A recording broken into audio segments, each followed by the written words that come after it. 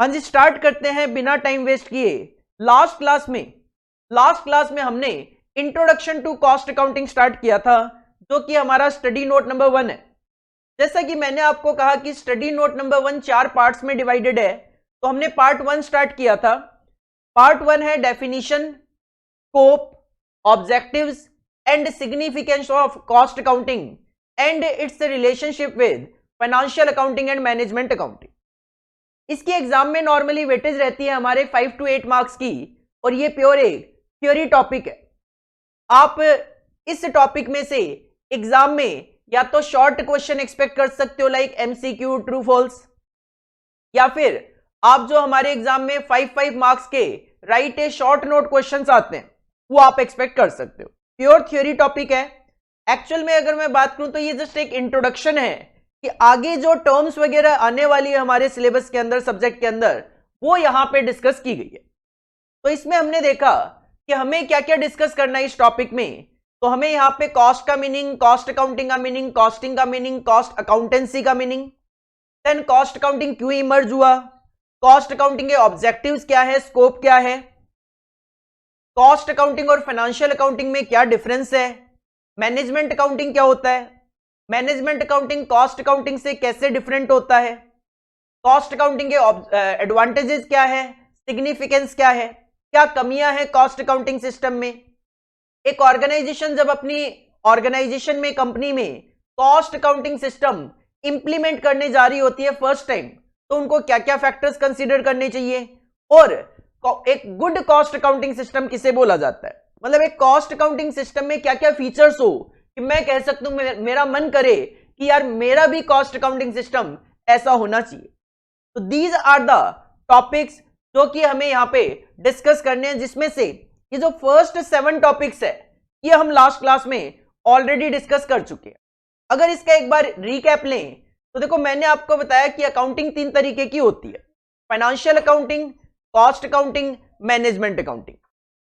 Financial accounting हमें overall business का profit and loss और फाइनेंशियल पोजीशन बताता है।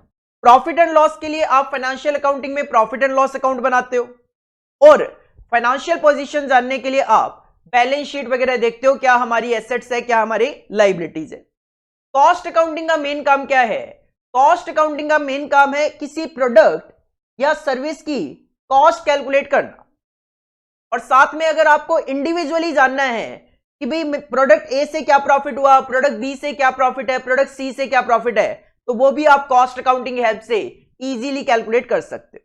जबकि मैनेजमेंट अकाउंटिंग का काम है डिसीजन लेना। तो सबसे पहले हमने डिस्कस किया सर कॉस्ट क्या होता है। तो कॉस्ट का सिंपल मतलब होता है expenses incurred on manufacturing the product, distribution of product और ऑन प्रोवाइडिंग द सर्विसेज। तो सर कॉस्ट अकाउंटिंग क्या होता है, collection, recording, classification and summarisation of expenses incurred on manufacturing the product, distribution of product और on providing the services. बस इसी system को cost accounting बोला जाता है। ये हम ऑलरेडी लास्ट क्लास में डिस्कस कर चुके हैं। कॉस्टिंग क्या होता है सर, कॉस्टिंग हमें बताता है कि एक पर्टिकुलर केस में कॉस्ट कैसे कैलकुलेट की जाए।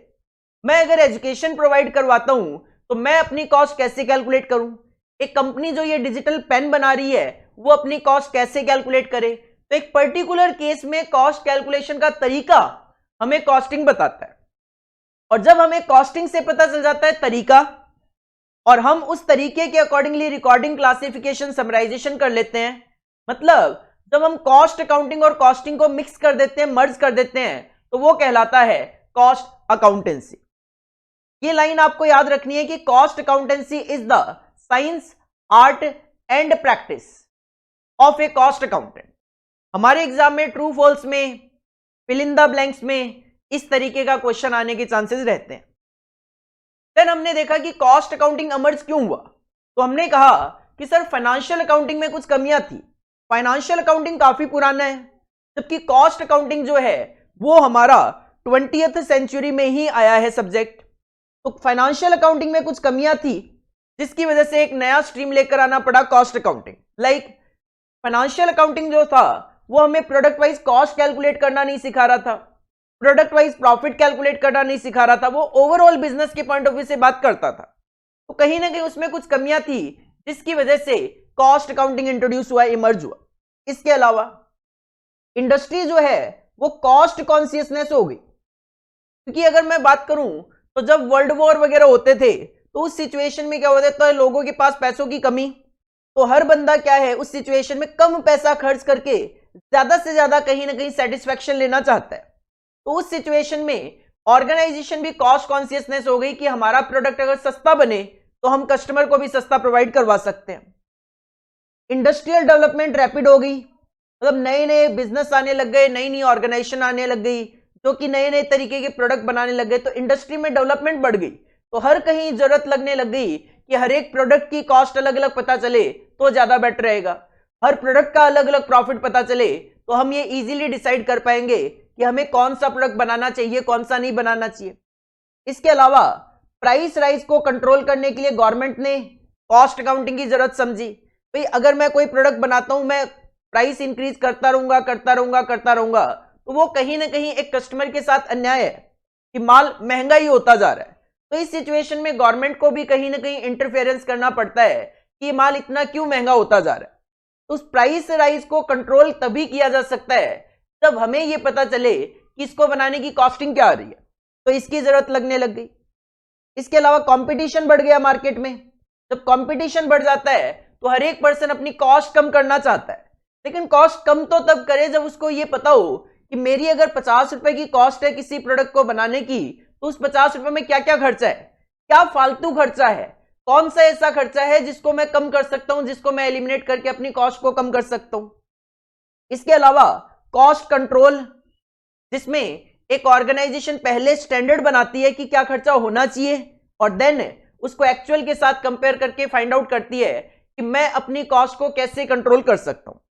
ये प्राइस राइज को कंट्रोल करना है, सेलिंग प्राइस को, और ये कॉस्ट को कंट्रोल करना है दोनों कहीं ना कहीं रिलेटेड टू कॉस्ट, क्योंकि कॉस्ट के बेसिस पे ही सेलिंग प्राइस भी डिटरमाइन किया जाता है। और धीरे धीरे नए नए लॉज आने लग गए, like essential commodities act, industrial development and regulation act, तो उनमें भी कॉस्ट को लेकर जिक्र होने लग गए कि क्या कॉस्ट आनी चाहिए, किस तरीके की आप मटेरियल यूज करना चाहिए, किस प्रोडक्ट को कैसे बनाना चाहिए। तो उनके साथ कंप्लाई विद करने के लिए भी हमें कॉस्ट अकाउंटिंग की जरूरत पड़ने लग गई। तो दीज आर द 7 पॉइंट्स। अगर आपके एग्जाम में क्वेश्चन आएगा तो 5 मार्क्स का आएगा, जो ऑलरेडी आया हुआ भी है जून 18 के अंदर। अगर दोबारा रिपीट होता है आप ये 7 पॉइंट लिख के आएंगे, आपको 5 आउट ऑफ 5 मार्क्स वहां पे मिलेंगे। इसके बाद हमने बात करी कॉस्ट अकाउंटिंग के ऑब्जेक्टिव्स क्या हैं। तो सर कॉस्ट अकाउंटिंग की हेल्प से हम किसी प्रोडक्ट की, सर्विस की कॉस्ट जानना चाहते हैं, किसी प्रोडक्ट का या सर्विस का प्रॉफिट क्या कमाया वो जानना चाहते हैं, सेलिंग प्राइस डिटरमाइन करना चाहते हैं, वर्कर की एफिशिएंसी को कंट्रोल करना चाहते हैं, डिसीजन मेकिंग में हेल्प करता है, क्योंकि जब मैनेजमेंट अकाउंटिंग की बात आती है तो मैनेजमेंट अकाउंटिंग को डेटा कहां से मिलता है, सर कॉस्ट अकाउंटिंग से मिलता है। कॉस्ट कंट्रोल और कॉस्ट रिडक्शन भी हमारा एक ऑब्जेक्टिव है। फाइनली इन्वेंट्री की अगर मुझे वैल्यू निकालनी है कि मेरे पास 1000 यूनिट बची हुई है, उसकी वैल्यू कैसे निकालूं, उसमें कॉस्ट अकाउंटिंग आपकी हेल्प करता है। तो दीज आर द 7 ऑब्जेक्टिव्स।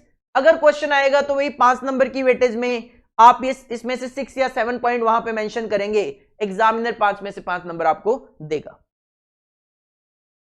इसके बाद एक क्वेश्चन भी आया हुआ था, वो हमने डिस्कस करा था। देन हमने बात करी कॉस्ट अकाउंटेंसी का स्कोप क्या है, कहां कहां ये अप्लाई होता है। तो सर कॉस्ट कैलकुलेशन में अप्लाई होता है, कॉस्ट अकाउंटिंग में अप्लाई होता है, लाइक रिकॉर्डिंग, क्लासिफिकेशन, समराइजेशन में, कॉस्ट कंट्रोल में अप्लाई होता है, कॉस्ट रिपोर्ट तैयार करने में अप्लाई होता है, कॉस्ट ऑडिट में हेल्प करता है और कॉस्ट एनालिसिस में भी हेल्प करता है। दीज आर द 6 पॉइंट्स जो हमने स्कोप ऑफ कॉस्ट अकाउंटेंसी में डिस्कस किए थे। यहां तक हम लास्ट क्लास में ऑलरेडी डिस्कशन कर चुके थे। इसके बाद इस पे एक क्वेश्चन था, 2 क्वेश्चन है वैसे। एक है फिल इन द ब्लैंक्स, जो आपके एग्जाम में आया हुआ है जून 2018 में, और ये क्वेश्चन क्या था, blank is the process of regulating the action so as to keep the element of cost within the set parameters। set parameters का मतलब अगर मैं कहूं सिंपल लैंग्वेज में तो you can say sir standard. Standard का मतलब होता है क्या होना चाहिए, क्या कॉस्ट आनी चाहिए, कितना मटेरियल यूज होना चाहिए। तो वो क्या है, आपने एक पैरामीटर सेट कर दिया, पैरामीटर सेट करने को बोला जाता है स्टैंडर्ड। तो कहते हैं वो कौन सी प्रोसेस होती है जिसमें हम अपने एक्शन को रेगुलेट करते हैं ताकि हम क्या कर सकें, हम अपनी कॉस्ट को with in the standard maintain कर सकें। अगर आपने ध्यान से मुझे सुना हो या आपने ध्यान से पढ़ा हो या आपने रिवीजन किया हो तो आप देखोगे sir cost control is the process, वो हमारे एक्शन को रेगुलेट करता है ताकि हम अपनी कॉस्ट को with in the standard with in the set parameters रख सके। तो ब्लैंक में क्या आएगा सर, इस ब्लैंक में आएगा कॉस्ट कंट्रोल। ये कॉस्ट कंट्रोल की डेफिनेशन लिखी हुई है, जून 18 में क्वेश्चन आया हुआ है, या फिर शॉर्ट नोट 5 नंबर में एग्जाम में आ सकता है, आया हुआ भी ऑलरेडी दिसंबर 2018 में। क्वेश्चन था describe briefly the main scope of cost accountancy. Cost accountancy के आपको स्कोप बताने थे। यहां पे ज्यादा से ज्यादा, जैसे मैं बोल रहा हूं, हमारे एग्जाम में जो थ्योरी क्वेश्चन आता है शॉर्ट नोट में 5 नंबर की वेटेज के साथ, ज्यादा से ज्यादा 5 नंबर की वेटेज के साथ, 4 नंबर का भी आ सकता है लेकिन मैक्सिमम 5 नंबर का रहता है। तो आपके पास 6 पॉइंट है, आप इसमें से कोई भी 5 पॉइंट अगर अच्छे से लिख दोगे, करेक्ट लिख दोगे, आपको एग्जामिनर 5 में से 5 नंबर देगा। तो ये तो क्वेश्चन की बात हो गई कि स्कोप ऑफ कॉस्ट अकाउंटिंग से रिलेटेड किस तरीके से क्वेश्चन आ सकते हैं। आगे कंटिन्यू करते हैं आज, दैट इज नेक्स्ट जो पॉइंट है हमारा इस टॉपिक का, that is cost accounting versus financial accounting. Cost accounting versus financial accounting का मतलब है सर कॉस्ट अकाउंटिंग और फाइनेंशियल अकाउंटिंग में क्या डिफरेंस है, कॉस्ट अकाउंटिंग और फाइनेंशियल अकाउंटिंग में क्या डिफरेंस है।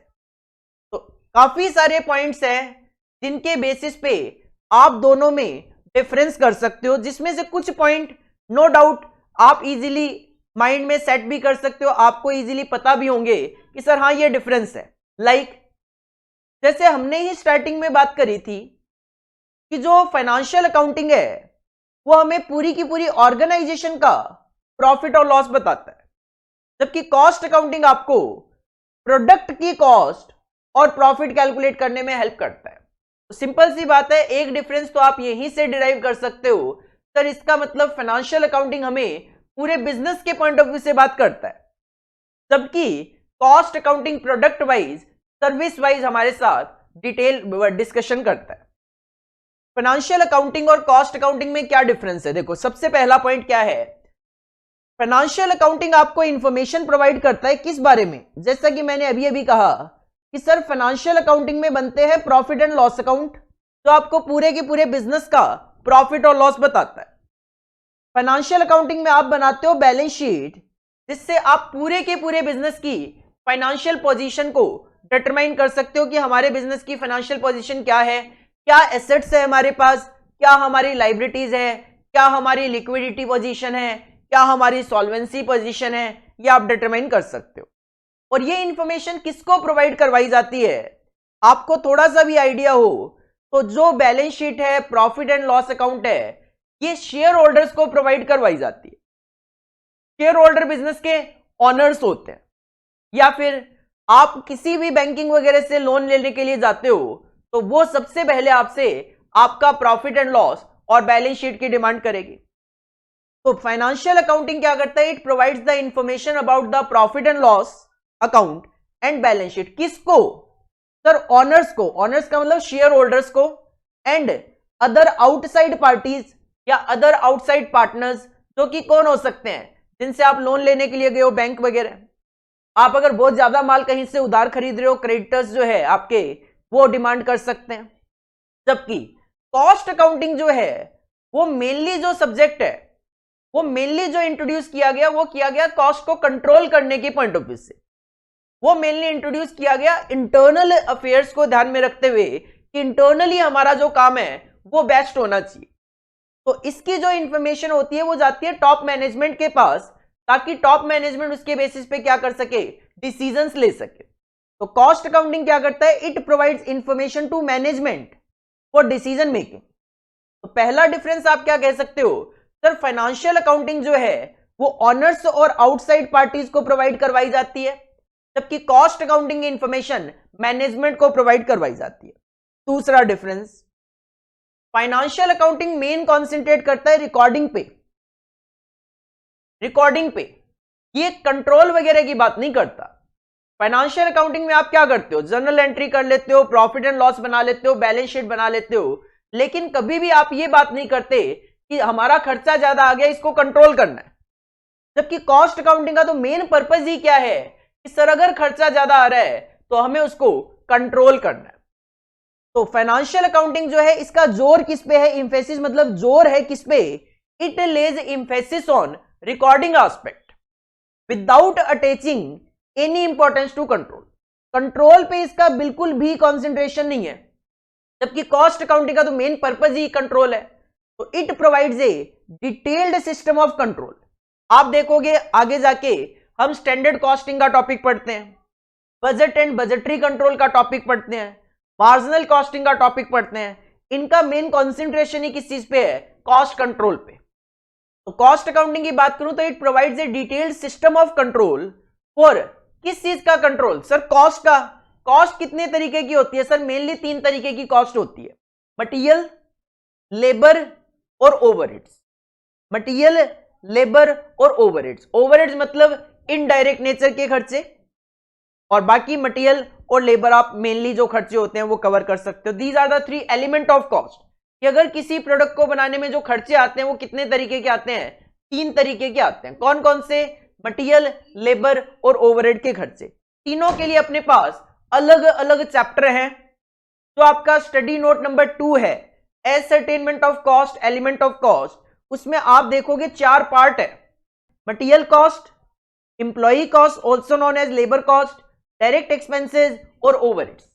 ये ही तो एलिमेंट ऑफ कॉस्ट होते हैं। तो अगर कॉस्ट को कंट्रोल करना है तो बस इनको कंट्रोल करना है। तो it provides a detail system of control for material को कैसे कंट्रोल किया जाए, लेबर को कैसे कंट्रोल किया जाए, ओवरहेड कॉस्ट मतलब इनडायरेक्ट खर्चों को कैसे कंट्रोल किया जाए, विद द हेल्प ऑफ, जैसा कि मैंने नाम लिया कि टेक्निक्स है हमारे सिलेबस में, स्टैंडर्ड कॉस्टिंग और बजटरी कंट्रोल। स्टैंडर्ड कॉस्टिंग और बजटरी कंट्रोल क्या है, ये टेक्निक्स है। सर किस चीज की टेक्निक्स है, ये कॉस्ट को कंट्रोल करने की टेक्निक्स है। तो दूसरा डिफरेंस आप कह सकते हो सर फाइनेंशियल अकाउंटिंग जो है वो रिकॉर्डिंग एस्पेक्ट को ध्यान में रखता है, जबकि कॉस्ट अकाउंटिंग कंट्रोल एस्पेक्ट को माइंड में रखता है। तीसरा पॉइंट, फाइनेंशियल अकाउंटिंग में हम बनाते हैं प्रॉफिट एंड लॉस अकाउंट, जिससे हमें अपने प्रॉफिट्स पता चल जाते हैं कि बिजनेस करके हमने क्या प्रॉफिट कमाया। बैलेंस शीट से हमें अपने बिजनेस की फाइनेंशियल पोजीशन पता चल जाती है। और नॉर्मली आप देखोगे ये जो प्रॉफिट एंड लॉस अकाउंट और बैलेंस शीट है ये एक स्पेसिफिक टाइम पीरियड में बनाए जाते हैं। लाइक नॉर्मली तो eight the end of the year, listed companies वगैरह है तो क्वार्टरली बना सकती है, लेकिन मुझे अगर हर हफ्ते डिटेल चाहिए तो ये नहीं बनाई जा सकती। लेकिन कॉस्ट अकाउंटिंग तो डिसीजन मेकिंग के लिए मैनेजमेंट को प्रोवाइड करवाती है इंफॉर्मेशन। तो मैनेजमेंट को जब इंफॉर्मेशन की जरूरत होगी तब वो इंफॉर्मेशन उनको प्रोवाइड करवाई जाती है। तो थर्ड आप डिफरेंस कह सकते हो, it reports operating results. Operating result मतलब प्रॉफिट और लॉस। ऑपरेटिंग रिजल्ट आपको कहां से पता चलेंगे, प्रॉफिट एंड लॉस अकाउंट से। एंड फाइनेंशियल पोजीशन, क्या एसेट्स है क्या लाइबिलिटीज है, usually eight the end of the year. लेकिन कॉस्ट अकाउंटिंग की बात करें तो it gives information through costing की रिपोर्ट्स तैयार की जाती है। कॉस्ट रिपोर्ट्स तैयार की जाती है और ये मैनेजमेंट को प्रोवाइड करवाई जाती है। कब, sir as and when required या डिजायर्ड। तो तीसरा डिफरेंस आप कह सकते हो कि सर फाइनेंशियल अकाउंटिंग में जो अकाउंटिंग होती है, profit and loss balance sheet जो बनते हैं एक स्पेसिफिक टाइम इंटरवल के बाद बनते हैं, normally at the end of the year. लेकिन ये नहीं कहूंगा कि हर company at the end of the year, जो लिस्टेड कंपनी है वो क्वार्टरली भी बनाती है, हाफ ईयरली भी आप बना सकते। लेकिन कॉस्ट अकाउंटिंग जो है जब डिमांड होगी, जब डिजायर्ड होगी, तब इंफॉर्मेशन प्रोवाइड करवाई जाती है। चौथे पॉइंट की अगर मैं बात करूं तो मैं बार बार बोल ही रहा हूं कि फाइनेंशियल अकाउंटिंग पूरे बिजनेस का प्रॉफिट और लॉस बताता है आपको, पूरे बिजनेस की फाइनेंशियल पोजीशन बताता है आपको, जबकि कॉस्ट अकाउंटिंग जो है वो कॉन्सेंट्रेट करता है प्रोडक्ट वाइज, सर्विस वाइज, कि इस प्रोडक्ट को बनाने की क्या कॉस्ट है, इस कैलकुलेटर को बनाने की क्या कॉस्ट है। तो प्रोडक्ट वाइज वो डिटेल में हमारे साथ डिस्कशन करता है। तो चौथा डिफरेंस यू कैन से तो फाइनेंशियल अकाउंटिंग होल बिजनेस के लिए हमें इंफॉर्मेशन प्रोवाइड करवाता है, जबकि कॉस्ट अकाउंटिंग प्रोडक्ट वाइज हमें इंफॉर्मेशन प्रोवाइड करवाते हैं। नेक्स्ट फिफ्थ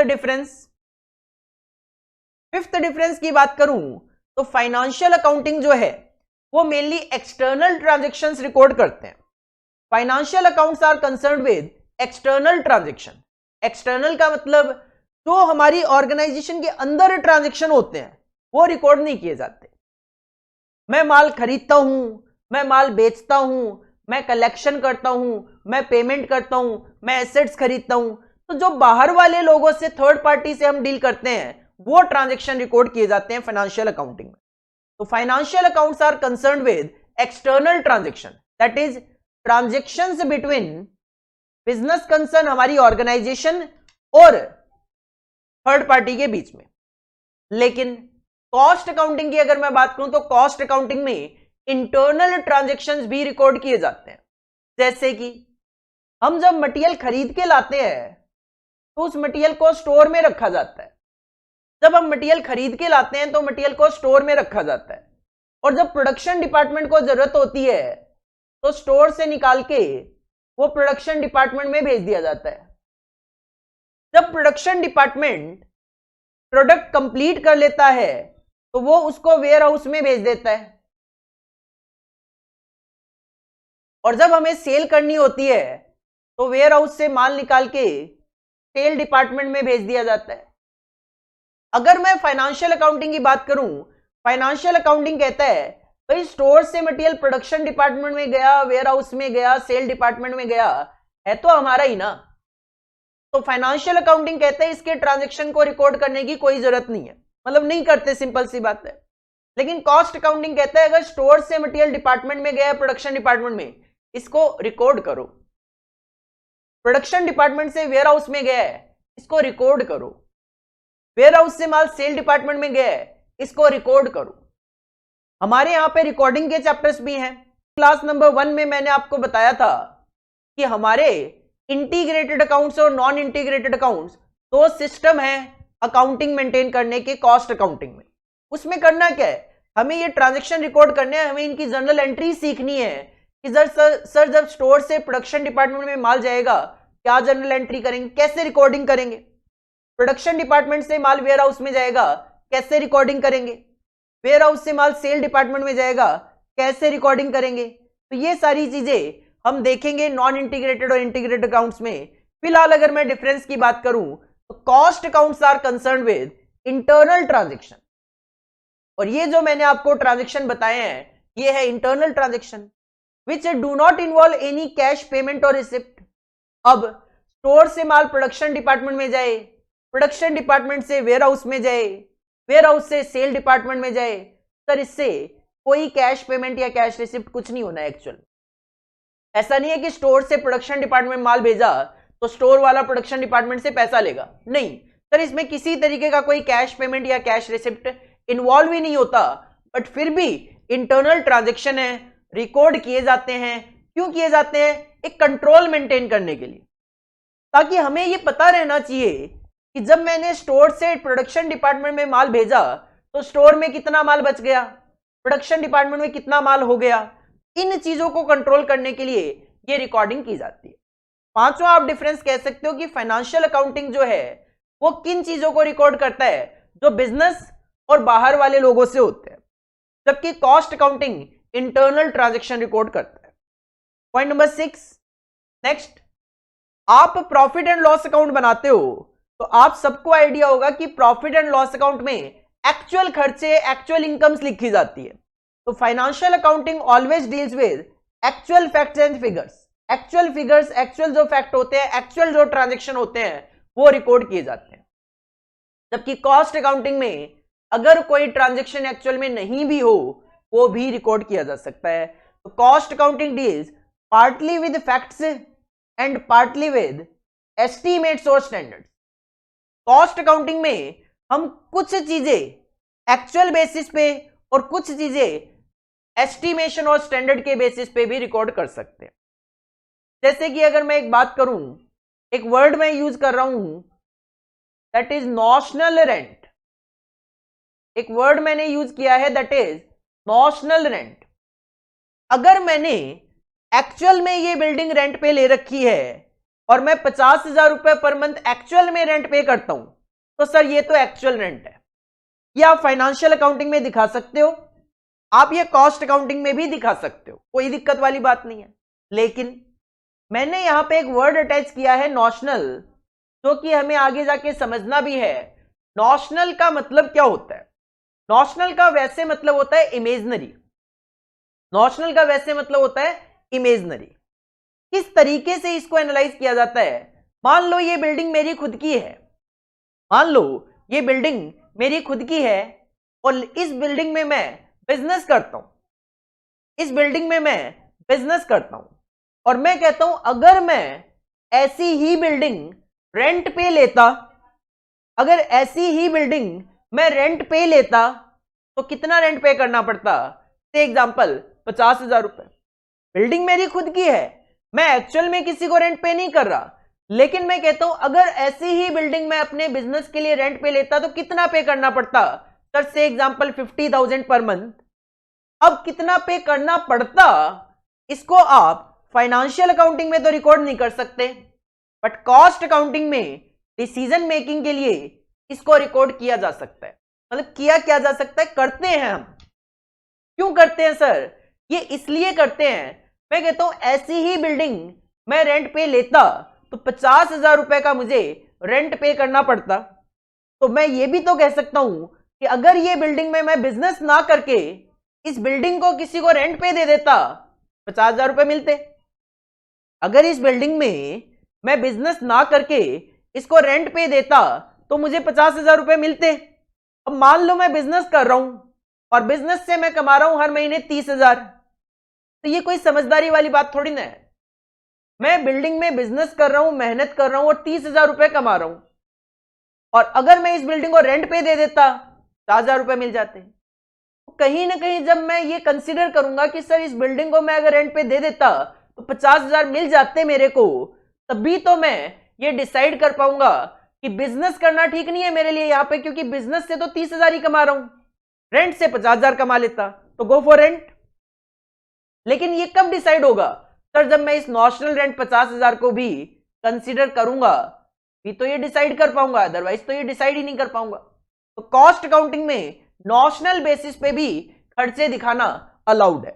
आगे जाके हम जब क्लासिफिकेशन ऑफ कॉस्ट देखेंगे तो उसमें नॉशनल कॉस्ट की डेफिनेशन में ये आएगा भी, जो मैंने आपको अभी बताया कि अगर ये बिल्डिंग मैं रेंट पे लेता या देता तो मुझे क्या रेंट यहां से रिसीव हो सकता था, या रेंट पे लेता तो क्या मुझे रेंट पे करना पड़ता।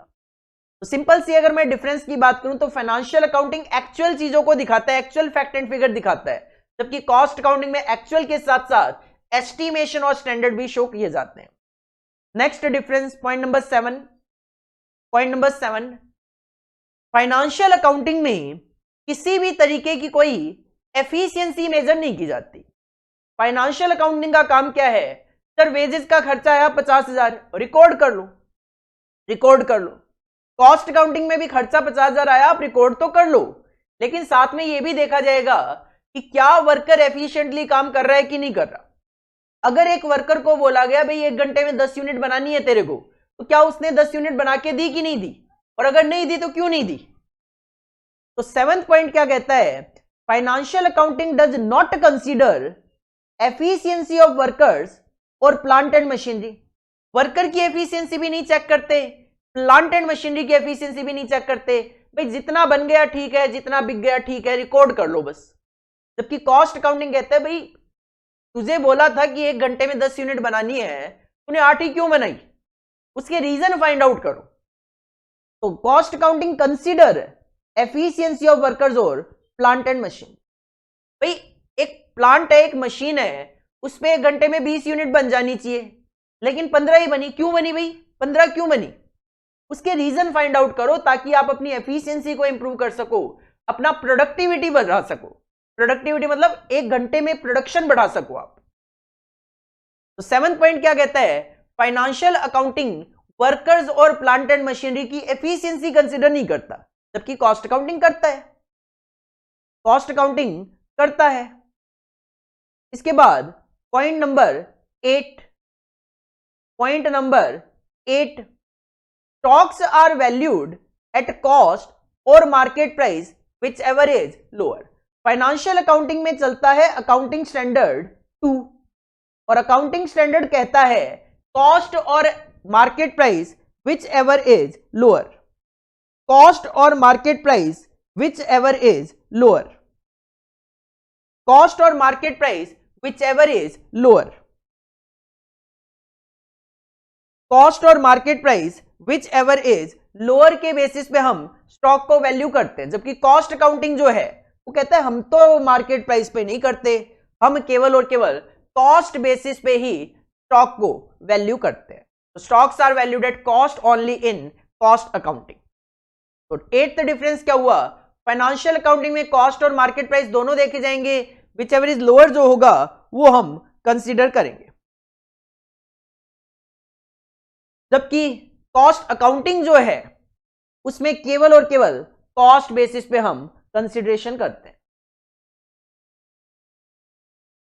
पॉइंट नंबर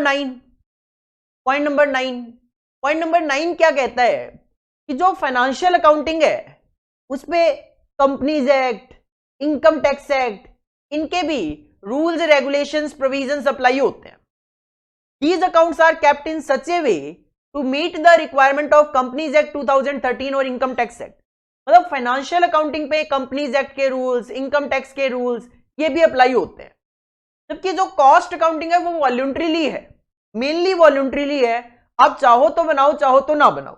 हाँ, हालांकि कुछ इंडस्ट्रीज में, कुछ मैन्युफैक्चरिंग ऑर्गेनाइजेशन में ये मैंडेटरी भी है, तो जहां पे मैंडेटरी है ठीक है, but most of the cases में तो ये वॉल्यूंटरीली चलता है। तो generally cost accounts are kept voluntarily basis to meet the requirement of the management. Management की नीड को सेटिस्फाई करने के लिए कॉस्ट अकाउंटिंग मेंटेन की जाती है। जैसे मैनेजमेंट की नीड सेटिस्फाई हो जाए वैसे कर लो आप। हाँ, only in some industries cost accounting records are kept as per the companies act. कुछ ऑर्गेनाइजेशंस पे कंपनीज एक्ट के भी रूल्स अप्लाई होते हैं। जब आप कंपनी लॉ पढ़ते हो तो वहां पे आप कॉस्ट ऑडिट वगैरह भी पढ़ते हो।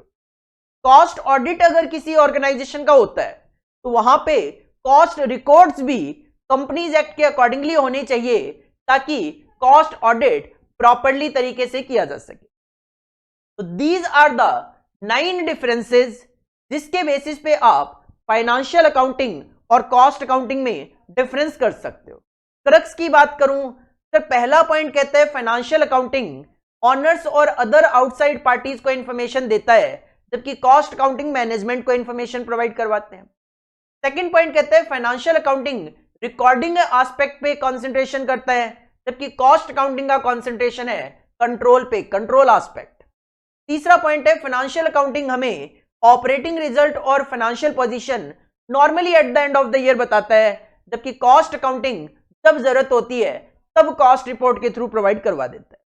फाइनेंशियल अकाउंटिंग पूरे बिजनेस के पॉइंट ऑफ व्यू से होता है, जबकि कॉस्ट अकाउंटिंग प्रोडक्ट वाइज हमें इंफॉर्मेशन प्रोवाइड करवाते हैं। फिफ्थ पॉइंट कहते हैं फाइनेंशियल अकाउंटिंग जो है वो ट्रांजैक्शन रिकॉर्ड करता है जो ऑर्गेनाइजेशन और थर्ड पार्टी के बीच में होते हैं, जबकि कॉस्ट अकाउंटिंग इंटरनल ट्रांजैक्शंस भी रिकॉर्ड करता है। पॉइंट नंबर 6 कहते हैं फाइनेंशियल अकाउंटिंग एक्चुअल फिगर्स और फैक्ट के बेसिस पे तैयार किए जाते हैं, जबकि कॉस्ट अकाउंटिंग में एक्चुअल्स के साथ साथ एस्टिमेट्स और स्टैंडर्ड्स भी कंसीडर किए जाते हैं। पॉइंट नंबर 7 कहते हैं फाइनेंशियल अकाउंटिंग वर्कर्स और प्लांट एंड मशीनरी की एफिशिएंसी कंसीडर नहीं करते, जबकि कॉस्ट अकाउंटिंग वर्कर्स और प्लांट एंड मशीनरी की एफिशिएंसी को भी कंसीडर करते हैं। पॉइंट नंबर 8 कहते हैं फाइनेंशियल अकाउंटिंग में कॉस्ट और market price whichever is lower के बेसिस पे स्टॉक वैल्यूएशन होता है, जबकि कॉस्ट अकाउंटिंग में कॉस्ट बेसिस पे ही स्टॉक का वैल्यूएशन होता है।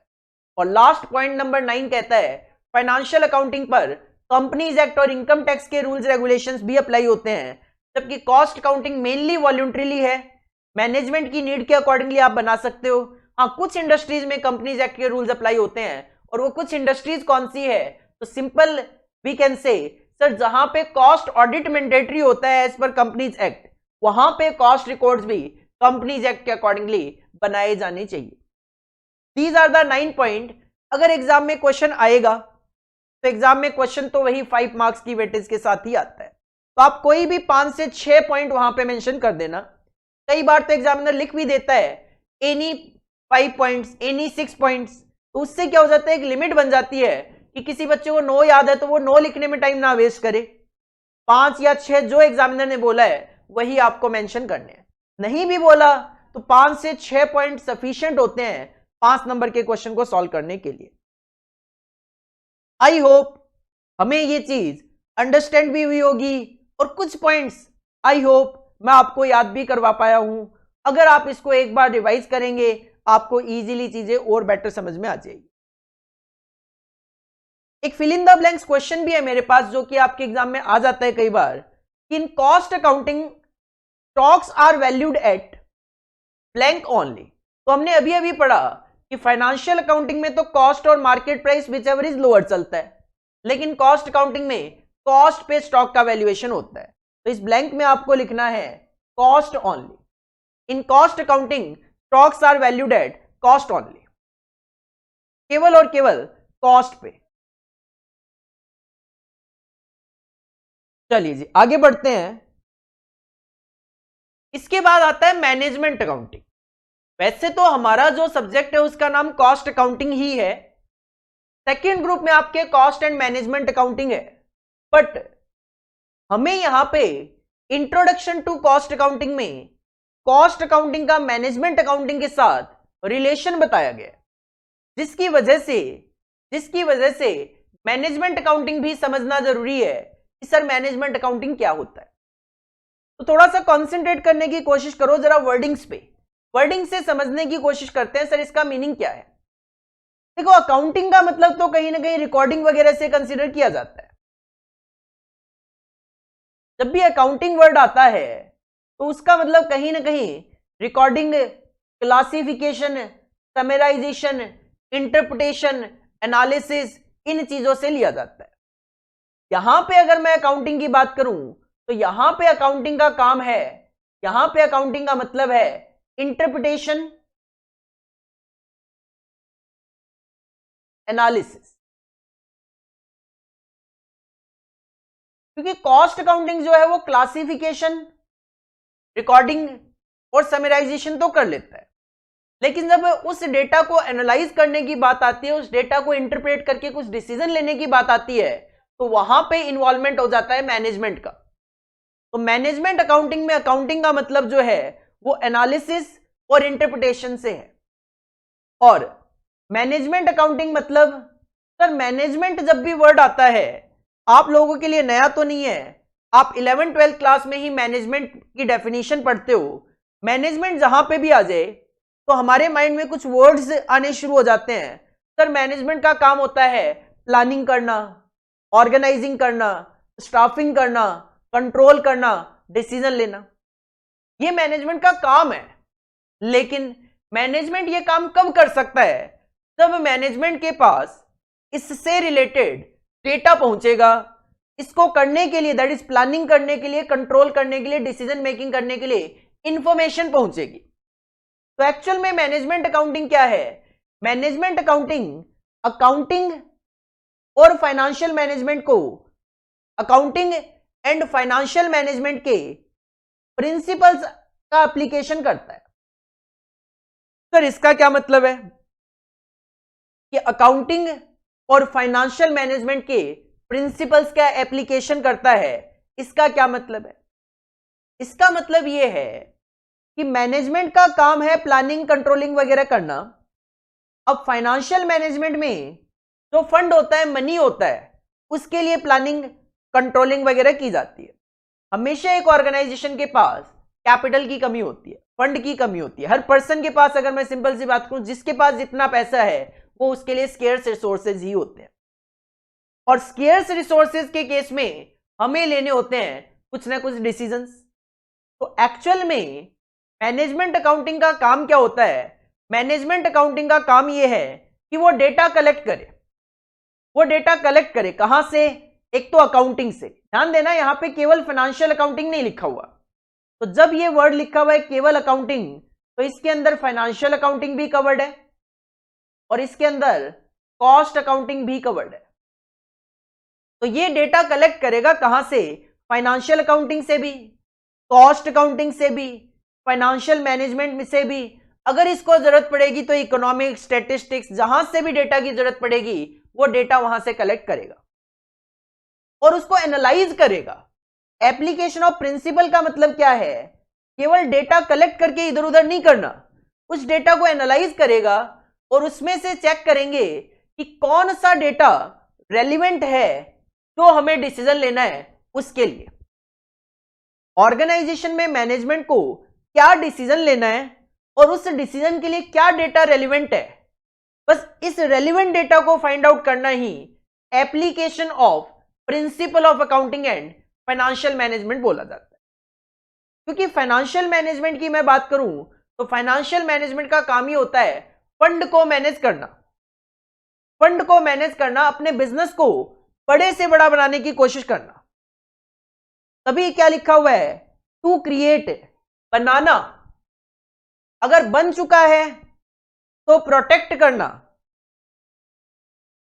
एंड ट्राई करना किसके लिए? इंक्रीज क्या sir? Value of a stakeholder. Value of stakeholder का मतलब अगर मैं सिंपल सी बात करूं सर, बिजनेस की value. Value of stakeholder का मतलब होता है सिंपल बिजनेस की वैल्यू। तो सिंपल सी बात है, मैनेजमेंट चाहता क्या है? मैनेजमेंट चाहता है ऐसे डिसीजन लेना जिससे उसका बिजनेस बड़े से बड़ा बन जाए, जिससे उसका बिजनेस जो है उसकी वैल्यू ज्यादा से ज्यादा हो। भाई हम मार्केट में सुनते हैं कि भारत पे जो कंपनी है उसकी वर्थ 20,000 करोड़ है।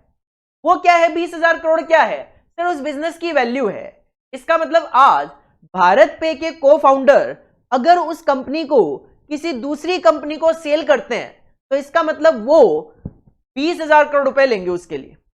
20,000 करोड़ रुपए की वो कंपनी है। सिमिलरली आप किसी भी कंपनी की अगर वैल्यू मेजर करके कहते हो सर ये कंपनी इतनी वैल्यू की है, तो उसका मतलब ये होता है कि अगर आज के टाइम पे वो कंपनी किसी दूसरी कंपनी में मर्ज होती है, बिकती है, तो उसकी वैल्यू क्या है। और हर ऑर्गेनाइजेशन क्या चाहती है? मेरे बिजनेस की वैल्यू बने, पहले तो बने, जिसकी बन चुकी है वो चाहता है मैं इसको प्रोटेक्ट भी करूं, जो है वो तो मेंटेन करूं और साथ में उसको इंक्रीज करने की कोशिश करूं।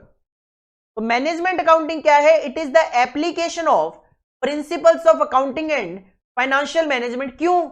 टू क्रिएट, टू प्रोटेक्ट और to increase the value of the business या value of the stakeholders. Sir काम क्या है इसका? It assist the management. Management accounting क्या करता है? रेलिवेंट इंफॉर्मेशन इस पर्पज के लिए क्रिएट, प्रोटेक्ट और increase of the business value, इसके लिए वो इंफॉर्मेशन प्रोवाइड करेगा किसको? To the management. तो it assist the management by providing relevant information. किसके लिए? ताकि मैनेजमेंट उसके बेसिस पे प्लानिंग कर सके, ऑर्गेनाइजिंग कर सके, कंट्रोलिंग कर सके और डिसीजन ले सके। तो सिंपल अगर मैं कहूं तो मैनेजमेंट अकाउंटिंग का काम है to collect the information from financial accounting, cost accounting, financial management. किस लिए? To create, to protect and to increase the stakeholder of the business या वैल्यू ऑफ द बिजनेस। और इसके लिए वो क्या करता है? मैनेजमेंट को असिस्ट करता है बाय प्रोवाइडिंग इंफॉर्मेशन, ताकि उसके बेसिस पे मैनेजमेंट प्लानिंग कर सके, ऑर्गेनाइजिंग कर सके, कंट्रोलिंग कर सके और डिसीजन ले सके। लिखते वक्त अगर डेफिनेशन लिखने की बात आई, यू कैन राइट कि it is the application of principles of accounting and financial management to create, protect and increase the value of stakeholders.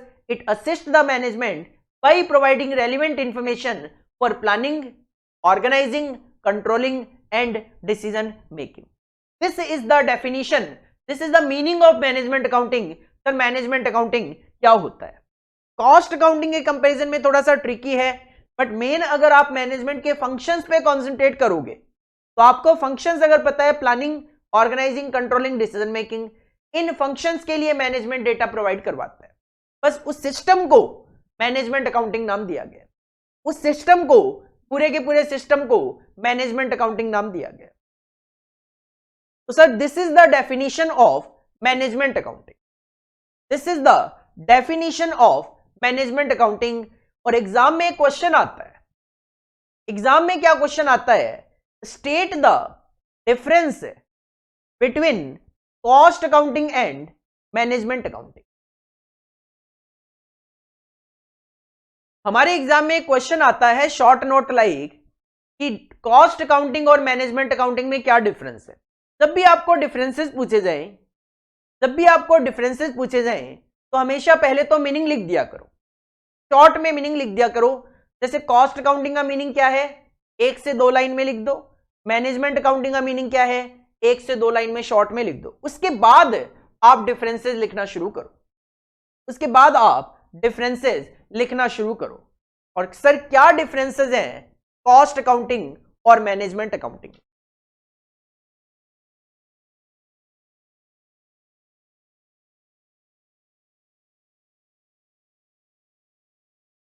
Sir cost accounting और मैनेजमेंट अकाउंटिंग में क्या डिफरेंस,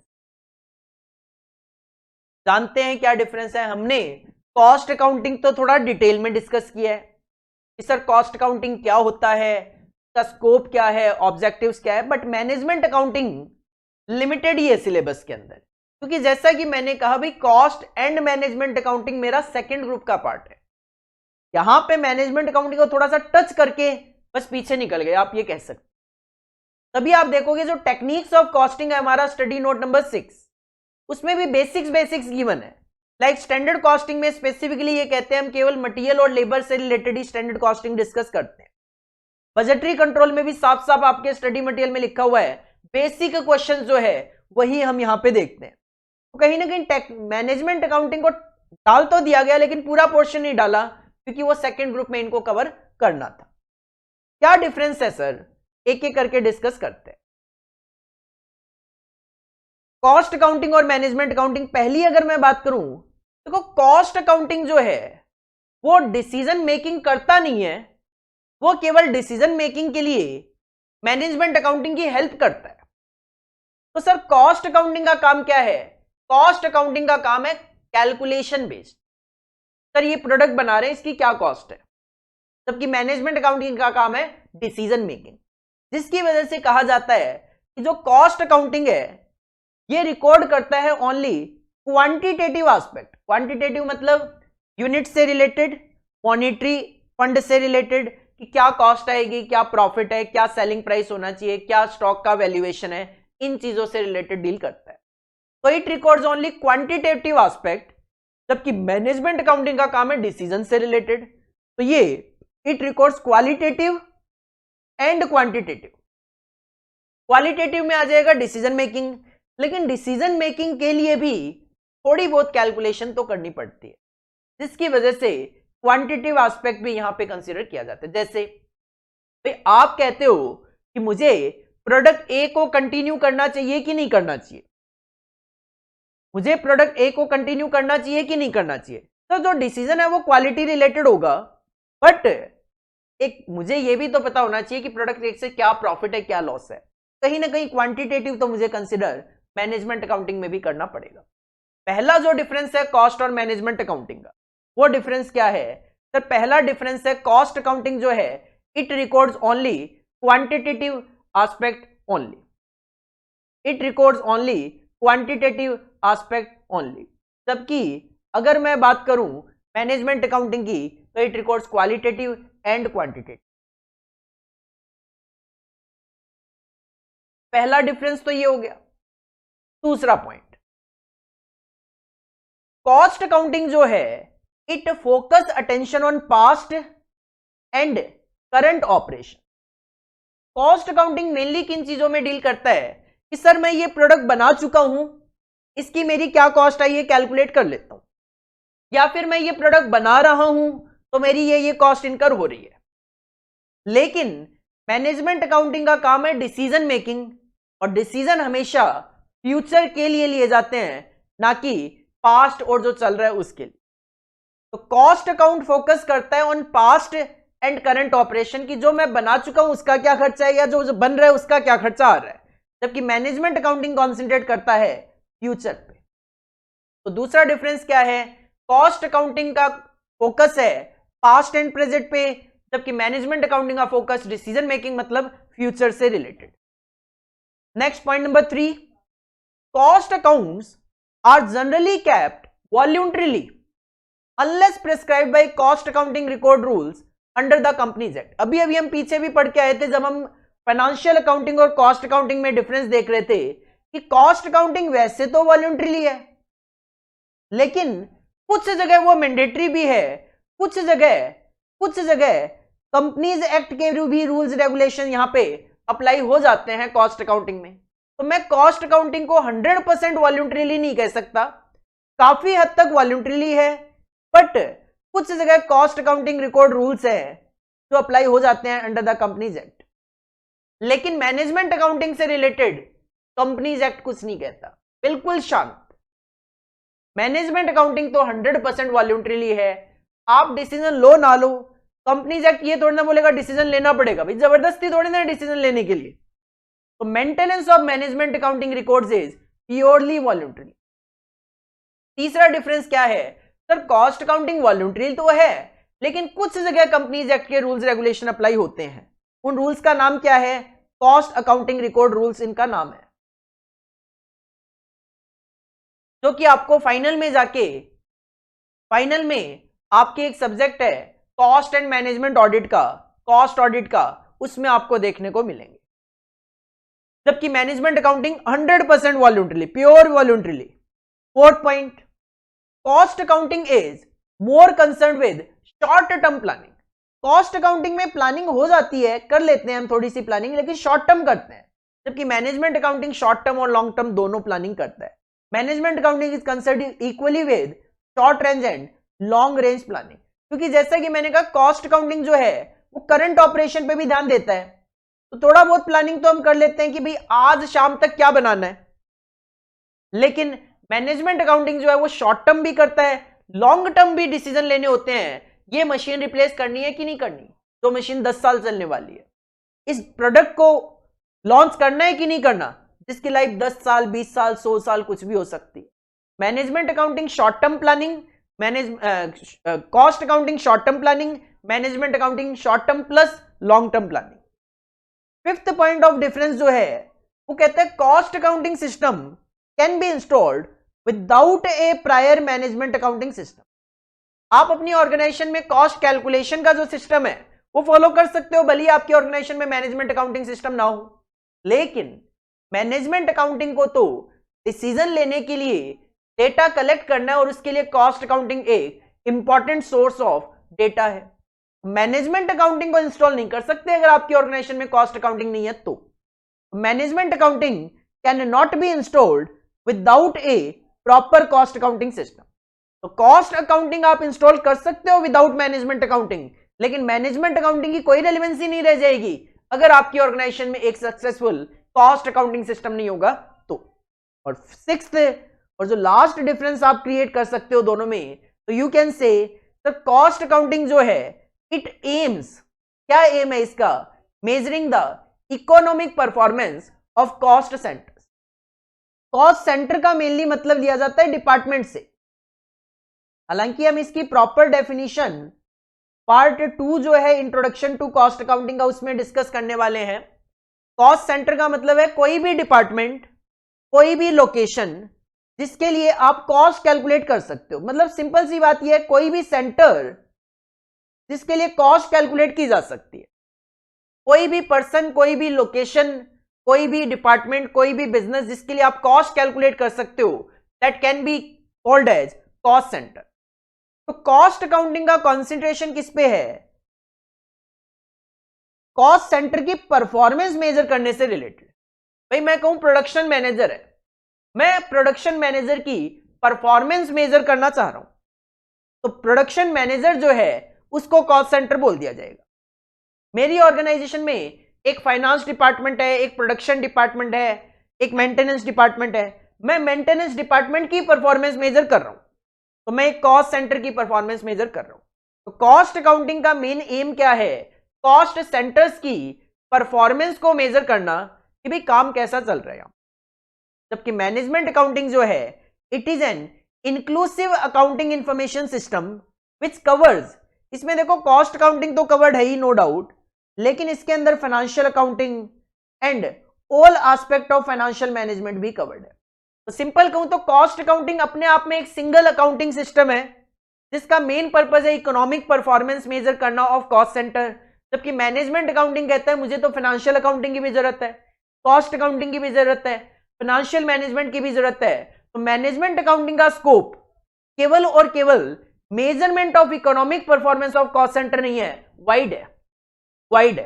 तो you can say sir cost accounting narrow है जबकि management accounting wide है, या फिर आप सेम लिख सकते हो कि cost accounting economic performance measurement of cost centre पे कॉन्सेंट्रेट करता है, जबकि management accounting financial accounting, cost accounting, financial management सबके प्रिंसिपल्स को फॉलो करता है, सबके प्रिंसिपल्स को फॉलो करता है। तो these are the 6 differences between cost accounting and management accounting. Recap लें तो sir cost accounting quantitative aspect पे कॉन्सेंट्रेट करता है, जबकि management accounting quantitative plus qualitative. Cost accounting जो है वो पास्ट एंड करंट ऑपरेशन पे कॉन्सेंट्रेट करता है, जबकि मैनेजमेंट अकाउंटिंग फ्यूचर पे कॉन्सेंट्रेट करता है। थर्ड, कॉस्ट अकाउंटिंग ज्यादातर वॉलंटरीली है, बट कुछ जगह कंपनीज एक्ट के रूल्स रेगुलेशन भी अप्लाई होते हैं, but management accounting 100% pure voluntarily है। चौथा डिफरेंस आप कह सकते हो सर कॉस्ट अकाउंटिंग में शॉर्ट टर्म प्लानिंग कवर होती है, जबकि मैनेजमेंट अकाउंटिंग में short term planning plus long term planning होती है। फिफ्थ पॉइंट ऑफ डिफरेंस अगर बात करें तो कॉस्ट अकाउंटिंग जो है वो आप इंस्टॉल कर सकते हो अगर आपकी ऑर्गेनाइजेशन में मैनेजमेंट अकाउंटिंग सिस्टम नहीं है तो भी, लेकिन मैनेजमेंट अकाउंटिंग सिस्टम केवल और केवल तभी आप इंस्टॉल कर सकते हो जब आपकी ऑर्गेनाइजेशन में एक अच्छा कॉस्ट अकाउंटिंग सिस्टम होगा। और सिक्स्थ पॉइंट ऑफ डिफरेंस आप कह सकते हो सर कॉस्ट अकाउंटिंग नैरो है जबकि मैनेजमेंट अकाउंटिंग वाइड है, या फिर आप कह सकते हो सर कॉस्ट अकाउंटिंग में economic performance of cost centre measure की जाती है, ये मेन एम है इनका, जबकि management accounting financial accounting, cost accounting, financial management इन सबको कवर करता है। तो इसका स्कोप काफी ब्रॉड है इन कंपैरिजन कि मुझे केवल और केवल परफॉर्मेंस मेजर करनी हो। 6 पॉइंट्स हैं, सफिशिएंट है। एग्जाम में क्वेश्चन आएगा तो 5 नंबर का कोई भी 5 पॉइंट भी अगर आप इसमें से मेंशन करते हो तो एग्जामिनर आपको 5 में से 5 नंबर देगा। थ्योरेटिकल है तो चीजों को अपने को अंडरस्टैंड करना है, मेनली अंडरस्टैंड करने के बाद एक रीकैप ले लिया जाता है, तो कहीं ना कहीं मेंटली ये चीजें हो जाती है कि हाँ हमें कितनी चीजें समझ में आई, कितनी चीजें हमें याद है। तो हमेशा कभी भी थ्योरेटिकल कॉन्सेप्ट पढ़ रहे हो आप तो हमेशा उसको रीड करने के बाद एक बार रीकैप जरूर लिया करो अपने माइंड में कि सर कितना समझ पाए, कितना याद कर पाए, क्योंकि देखो एज इट इज चीजों को रट्टाफिकेशन नहीं किया जाता, एज इट इज लिख के आना जरूरी नहीं होता।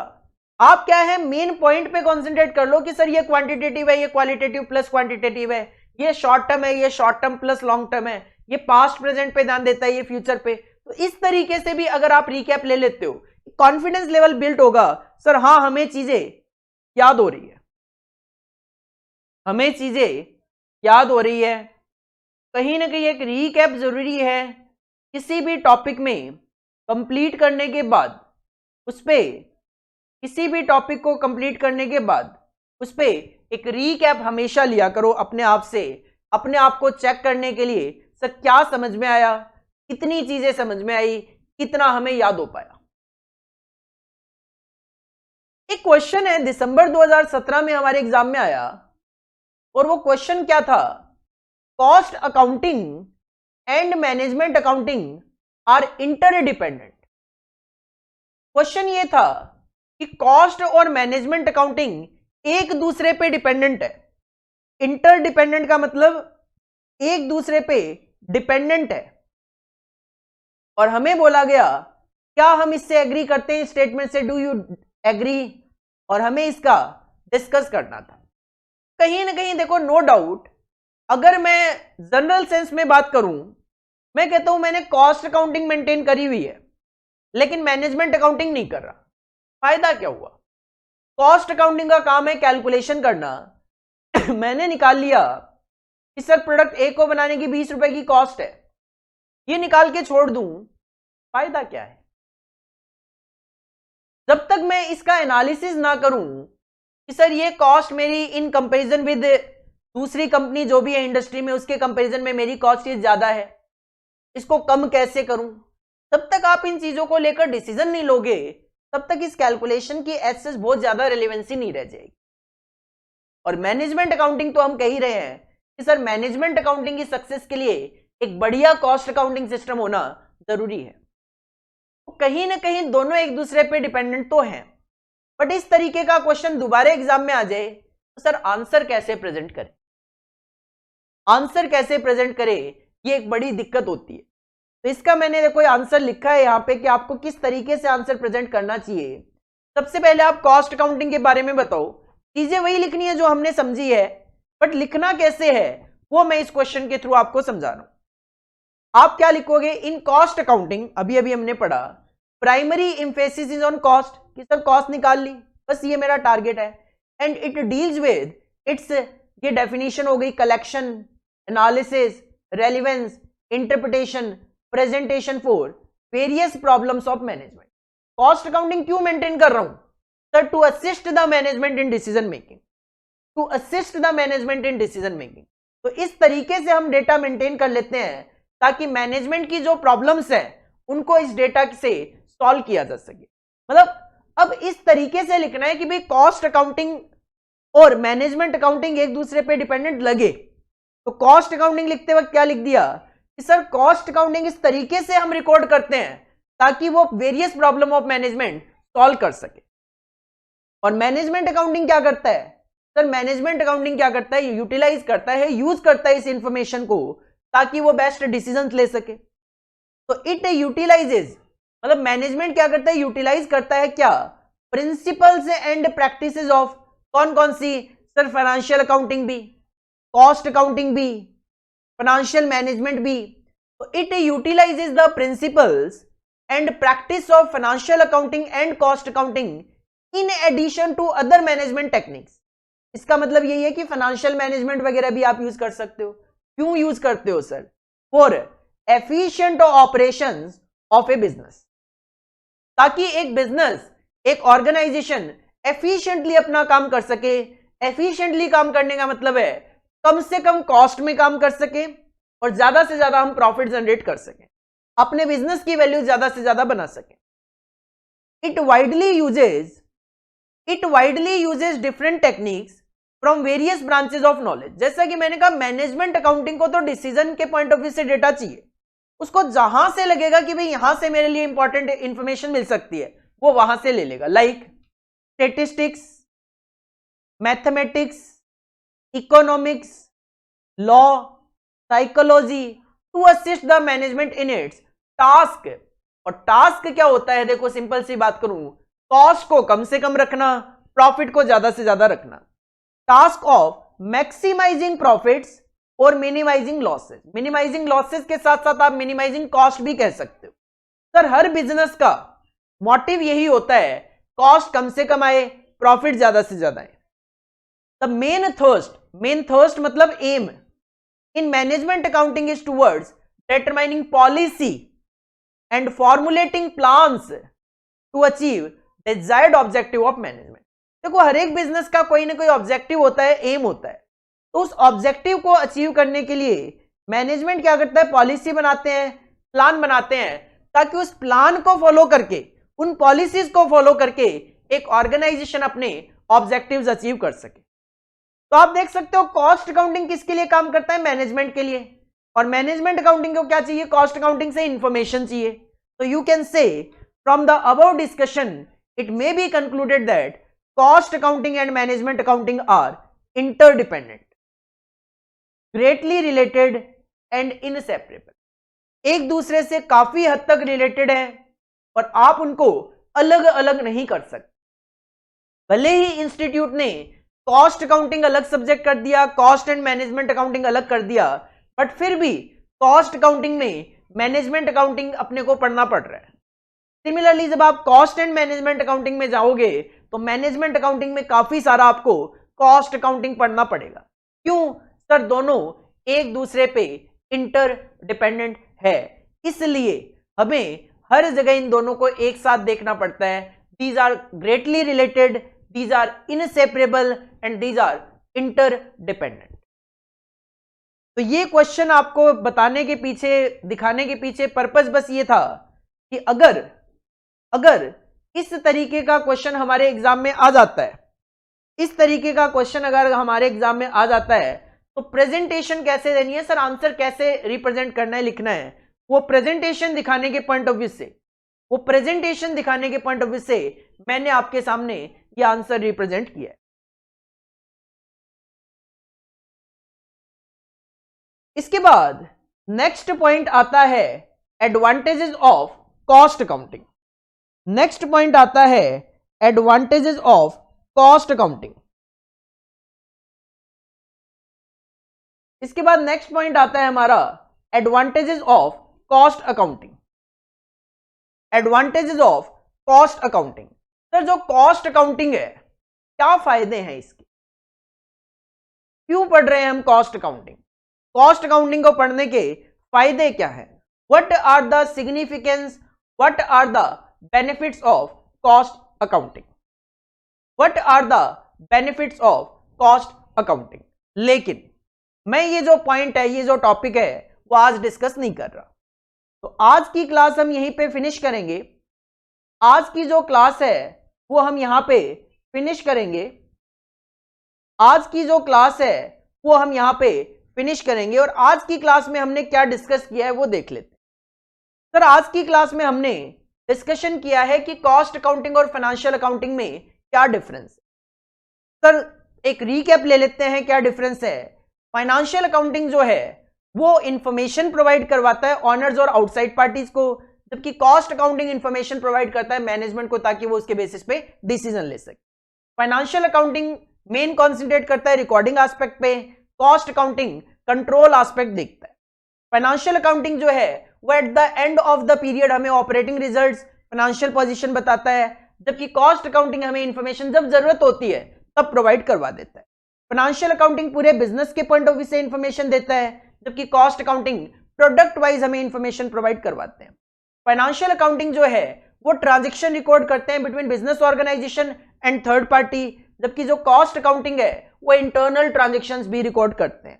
फाइनेंशियल अकाउंटिंग जो है एक्चुअल फैक्ट और फिगर पे ही कॉन्सेंट्रेट करते हैं, जबकि कॉस्ट अकाउंटिंग में एक्चुअल के साथ साथ एस्टिमेट्स और स्टैंडर्ड्स भी कंसीडर किए जाते हैं। फाइनेंशियल अकाउंटिंग जो है वो वर्कर्स और प्लांट एंड मशीनरी की एफिशिएंसी मेजर नहीं करते, जबकि कॉस्ट अकाउंटिंग वर्कर्स और प्लांट एंड मशीनरी की एफिशिएंसी भी मेजर करते हैं। फाइनेंशियल अकाउंटिंग में स्टॉक का वैल्यूएशन होता है कॉस्ट और market price whichever is lower, जबकि कॉस्ट अकाउंटिंग में ये केवल और केवल कॉस्ट पे वैल्यू किया जाता है।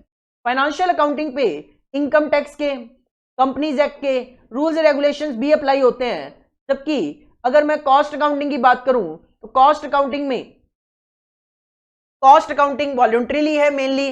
हाँ, कुछ इंडस्ट्रीज में cost accounting records as per companies act maintain किए जाते हैं।